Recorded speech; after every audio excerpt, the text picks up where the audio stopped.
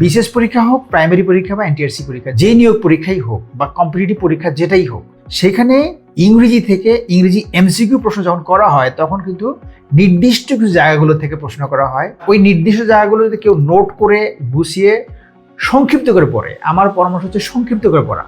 খুব বেশি পড়লে এগুলো আসলে মনে থাকবে না। সংক্ষিপ্ত করে পড়ে প্রচুর প্র্যাকটিস করা, এই কাজটা হচ্ছে ইংরেজি এমসিকিউ প্রশ্ন উত্তর করার জন্য মেইন কৌশল। এই যে classroom MCQ English grammar and literature, এই বইটা আমি লিখছি। এই বইটার চাকরি পরীক্ষা যারা দেয় তাদের কাছে খুবই পপুলার, 5টা এডিশন অলরেডি হয়ে গেছে।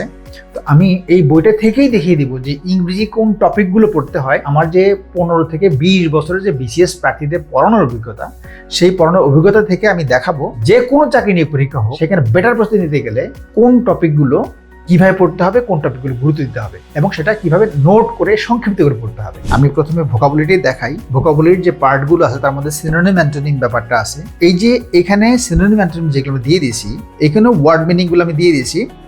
আর এই ওয়ার্ড মিনিংগুলো দেওয়ার পরে এইখানে কিভাবে পড়বো, এই ওয়ার্ডগুলো কিভাবে মনে থাকবে, 1000-এর মতো শব্দ আমি দিয়েছি আলাদা করে। এই যে শব্দগুলো দেওয়া আছে না, এগুলো সবগুলো মিলে হচ্ছে 1000 শব্দ, বাট এই শব্দগুলো একেবারে হ্যান্ড নোটের মতো। তাহলে সিনোনিম অ্যান্টোনিমের যে বিশাল একটা বই পড়া দরকার হয়, এরকম বই আমাদের পড়তে হবে না, এটুকু পড়লে হয়ে যাবে। এটা গেল সিনোনিম অ্যান্টোনিম থেকে। আরেকটা পার্ট আমি দেখাচ্ছি। এমন কোনো চাকরি নিয়ে পরীক্ষা নাই যেখানে দুটো কোশ্চিন থাকে না। ইডমস থেকে, ইডমস মুখস্থ করা কিন্তু একটু কঠিন। এই যে এখানে ক্লু বের করে ইডমস মনে রাখার ম্যাজিক টেকনিক, অর্থাৎ এই ক্লুটা আমি ক্লাসে যেভাবে পড়াতাম এইভাবে ক্লু দিয়ে ইডমস একটা এমন সিস্টেমে দেওয়া আছে, যদি কেউ জাস্ট রিডিং পড়ে তাহলে তার এই ইডমসগুলো মনে থাকবে। আর এখানে 350-এর মতো ইডমস আমি দিয়েছি। যেমন একটা যে এখানে আমি যদি দেখাই, একটু ক্লোজ করে যদি দেখাই যে অ্যাকিলিস হিল, তাহলে অ্যাকিলিস হিল মানে কি, এটা একটা স্টোরি আছে, প্রত্যেকটাতে ক্লু আছে। যেমন আনসার ক্লু এখানে বলা আছে। এখানে শুধু আনসার ক্লুটা যদি রিডিং পড়ে তাহলে তার এই ইডমসগুলো আর মুখস্থ করতে হবে না। সবগুলো ইডমসই এভাবে দেয়া আছে এবং এরপরে যথারীতি প্র্যাকটিস দেয়া আছে, বিগত প্রশ্নের প্র্যাকটিস, এক্সট্রা কোশ্চেন প্র্যাকটিস দেয়া আছে। তার মানে এই আনসার ক্লু সহ একবার পড়ে যাবে আর এর সাথে সাথে প্র্যাকটিস করে যাবে। এরপরে আমি আরেকটা চ্যাপ্টার দেখাচ্ছি, স্পেলিং। স্পেলিং কিন্তু পরীক্ষায় থাকে। স্পেলিং দেখেন, স্পেলিংটা কিভাবে মনে রাখবো তার একটা ক্লাসরুম পরামর্শ। প্রত্যেকটা চ্যাপ্টারে কিন্তু ক্লাসরুম পরামর্শ এরকম আছে। দেখেন সুন্দর করে এখানে শব্দগুলো কিভাবে বাংলা ভাগ ভাগ করে করে গুচ্ছ করে দেয়া আছে। মিলেনিয়াম কিভাবে মনে রাখতে পারি, মিলেনিয়াম। এবারে দেখেন সবগুলো শব্দেরই যেগুলো কঠিন স্পেলিং মনে থাকে না, সেগুলো এখানে ভেঙে খুব সংক্ষিপ্ত করে দেয়া আছে যাতে করে এটা সহজেই মনে থাকে। যেমন এখানে টেকনিক আকারে দেওয়া আছে। টেকনিক 1 হচ্ছে ওয়ার্ডকে ভেঙে দেখা, টেকনিক 2 হচ্ছে শব্দের মধ্যে ডাবল লেটার খুঁজে বের করা, অর্থাৎ ডাবল লেটার, যেমন সুইমিং এ ডাবল এম আছে, স্টপড লিখতে ডাবল পি দিতে হয়, আনপ্যারালেল লিখতে ডাবল এল দুবার করে আছে। এইভাবে যেখানে ডাবল লেটার আছে এটা টেকনিক নাম্বার 2। এইভাবে স্পেলিং মনে রাখার জন্য বিভিন্ন টেকনিক করে এটা দেয়া আছে। টেকনিকটা মনে রাখলেই এই স্পেলিং এর যে ডিফিকাল্টিজ আছে এটা মনে থাকবে। ওয়ান ওয়ার্ড থেকে ঠিক যে শব্দগুলো পড়লে এর বাইরে আর পড়তে হবে না, ওই শব্দগুলো থেকেই দেখেন 194টা ওয়ান ওয়ার্ড সাবজেকশন দেয়া আছে। এই 194টা ওয়ার্ড পড়ে ফেললে কিন্তু ওয়ান ওয়ার্ড সাবজেকশন থেকে আমরা দেখতে পাই যে বিসিএস সহ সব পরীক্ষায় কোশ্চেন করা হয়। এখান থেকে একটা বা দুটো কোশ্চেন আমরা এখান থেকে কমন পেতে পারি। আমি এখন এই বইটির যে গুরুত্বপূর্ণ পার্ট, গ্রামার পার্ট, সেই গ্রামার পার্টের মধ্যে চলে আসি। প্রিপোজিশন কিন্তু আমাদের মুখস্থ করতে হয় এবং পরীক্ষায় থাকে। দেখেন প্রিপোজিশনটা আমি ক্লাসে যেভাবে পড়াই ঠিক ওইভাবে বাংলায় ছন্দ করে প্রিপোজিশন দেয়া আছে, বাংলায় ছন্দ করে। এই যে দেখেন এগুলো সবই বাংলায় ছন্দ করে দেয়া আছে। এগুলো দেয়া আছে কি যে কোনো কিছুর উপর কর্তৃত্ব নিয়ন্ত্রণ করা। এই কর্তৃত্ব নিয়ন্ত্রণ করার রিলেটেড যে ওয়ার্ডগুলো আছে সেই ওয়ার্ডগুলো সব একখানে দেয়া আছে এবং এই সবগুলো ওয়ার্ডের পরে কি বসবে, ওভার বসবে, একসাথে শব্দ আছে। তাহলে কোনো কিছুর উপর কর্তৃত্ব নিয়ন্ত্রণ করা নিয়ে যে শব্দগুলো আছে শব্দগুলো পড়লে ভোকাবুলারিও বেড়ে গেল।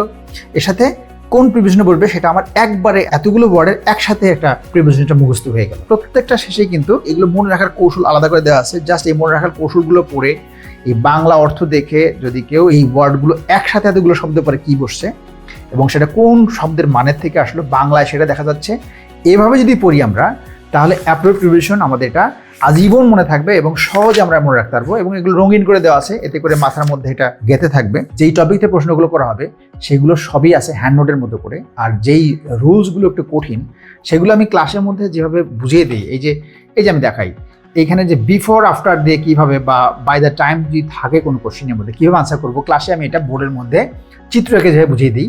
এখানে কিন্তু সবাই দেয়া আছে। এখানে যে আমরা দেখি এভাবে দেয়া আছে অ্যাজ ইফ, অ্যাজ দো, এগুলোতে কোশ্চেন থাকে। Wish, fancy, would, that, it is time বা ইট ইজ হাই টাইম, এগুলো সবগুলো থাকলে একটা নিয়মের মধ্যে কি হবে সেটা কিন্তু একটা সুন্দর করে চিত্র করে দেয়া আছে, শর্ট টেকনিক এখানে দেয়া আছে। এই যে টেকনিকগুলো অ্যাপ্লাই করলে অনেক বেশি পড়া থেকে পড়াগুলো অনেক কমে যাবে। আর এই বইটার একটা খুবই গুরুত্বপূর্ণ পার্ট হচ্ছে প্র্যাকটিস পার্ট। প্রত্যেকটি চ্যাপ্টার শেষেই তো প্র্যাকটিস অংশ দেয়াই আছে। স্পেশালি এই জায়গাটা আমি অবশ্যই দেখাবো, সেটা হচ্ছে এইখানে দেখি যে প্রত্যেকটা চ্যাপ্টার শেষে, যেমন টেন্সের পরে কি দেয়া আছে এখানে, টপ 10 প্রিভিয়াস কোশ্চেন, অর্থাৎ 10 চ্যাপ্টারটা যে আমরা আলোচনা করলাম, এতক্ষণ আলোচনা করলাম, সেখানে প্র্যাকটিসটা সব ছিল, বাছাই করা 10টা প্রিভিয়াস কোশ্চেন দেয়া আছে।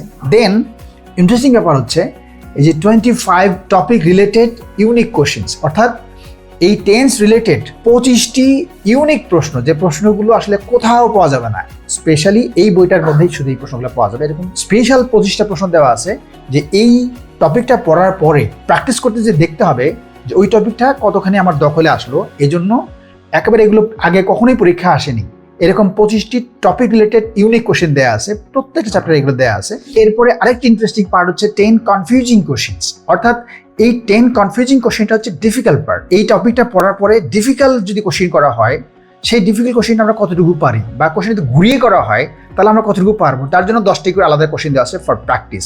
আর এটা শেষেই প্রত্যেকটা চ্যাপ্টার শেষে একটা করে শর্ট এক্সাম দেওয়া আছে।